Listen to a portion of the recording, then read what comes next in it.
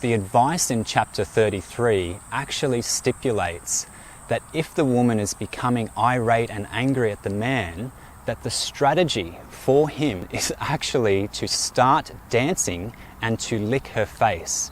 Welcome to this episode of Health Reversion.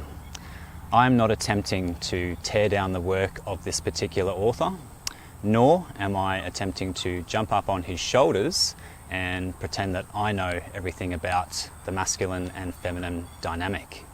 There were many insights in this book that I've personally taken on board and implemented into my life, which have been of great help. I'm actually a little bit disappointed that I didn't come across this work a lot earlier in my life. So in no way is this video aimed at criticizing or slandering this particular author. But as with any New York Times bestseller, it must include deliberate misinformation or lies or just basically not the truth in order for the book to sell those millions of copies, to receive that accolade of New York Times bestseller. This is just the way things are on the planet, and the aim of this video is to attempt to separate the misinformation from the actual useful truth that is in the book.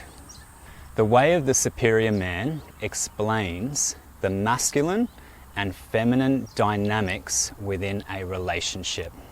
According to the author, the masculine is driven by certain traits, including purpose, order, and logic, whereas the feminine is driven by traits such as emotions, spontaneity, and the flow state, among other things as well.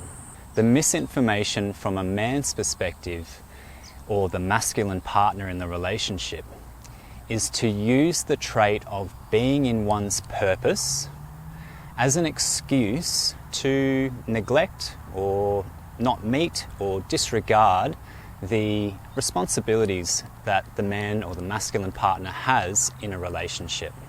In chapter 7, it states that purpose comes before the relationship. Now this might sound good, and this might actually apply in many relationships where the masculine or the man has to go out and get on with his mission, and he might be really busy, really committed, and not have a lot of time, and that may occur. However, this can be misinterpreted, this can be used as an excuse in a relationship.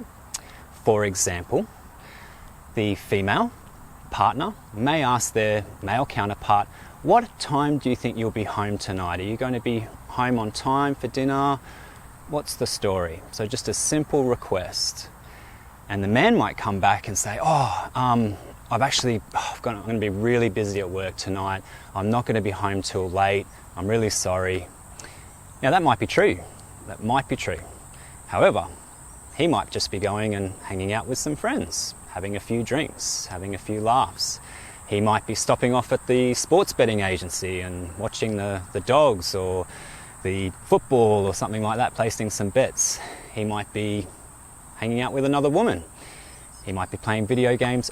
What I'm trying to make the point of here is that it can be an excuse for certain individuals to say, listen, I am so immersed in my purpose, I am so focused on my goal right now, but this can be misused, and they can refer back to the book and say, in the book I've got to be on my purpose all the time, so I haven't got time for these things, and you should read the book and go back to the book if you need reference for it.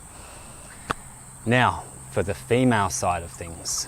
So the misinformation from a female's perspective is to use the trait, which the author talks about at length, about being in the feminine, being in the flow, being in the heart space, for cruel and entitled behaviour on a consistent basis.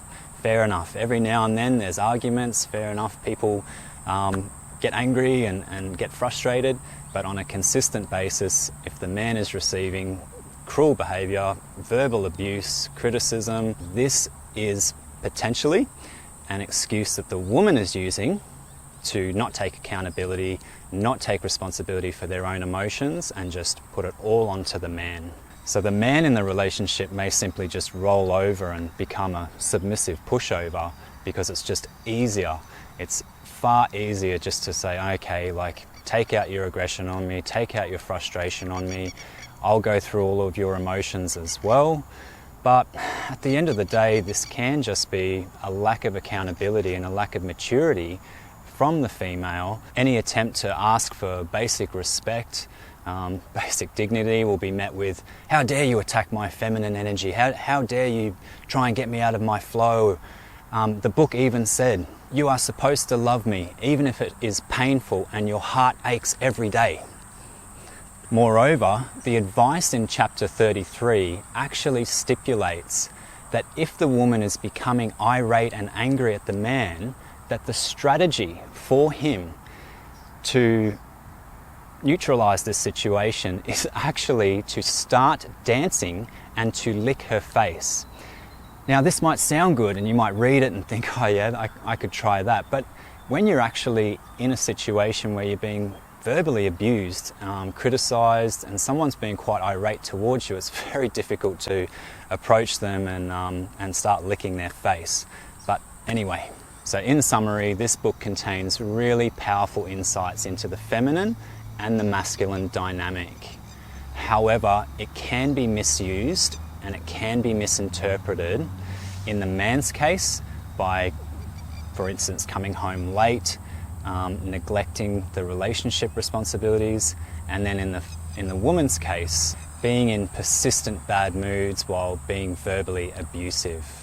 So regardless of what any book says about the masculine and the feminine dynamics, my 2 cents is that open and honest communication is of paramount importance so that each party can explicitly state what they need, what they want, what they expect from the other. We don't have to play these guessing games. We don't have to hide behind, oh, I'm in my masculine, I'm all powerful and I don't have to do this right now, or I'm in my feminine and I'm all powerful and I can treat you like this and you've just got to put up with it. Until next time, keep well and I'll see you in the next episode.